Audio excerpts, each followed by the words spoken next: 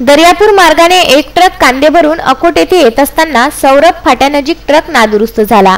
त्यामुळे हा ट्रक घटनास्थळावरून सोडून चालक निघून गेला। बराच वेळ ट्रकजवळ कोणीच आलं नसल्याने बेवारस स्थितीत उभ्या असलेल्या ट्रकमधील कांदा हा वाटण्याकरिता आणला असावा अशी चर्चा परिसरात पसरली।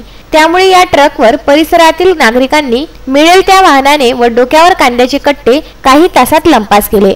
त्यानंतर घटनास्थळावर परत आल्यानंतर ट्रकमधील कांदा लंपास झाल्याचे एकाच्या लक्षात आलं। ही माहिती त्याने कांदा मालकाच्या निदर्शनास आणून दिली। दरम्यान हा कांदा शेतकऱ्याचा असून अडतमध्ये जात असल्याचं निष्पन्न झाल्यानं गावातील सरपंच पोलीस पाटील यांनी दवंडी दिली। त्यामुळे नाहक पोलीस चौकशीच्या मागे लागू नये म्हणून कांदा लंपास करणारे लोक कांद्याचे कट्टे ग्रामपंचायत मध्ये जमा करून परत करण्यात आला असल्याची माहिती आहे। सारंग कराळे, विदर्भ न्यूज, अकोट।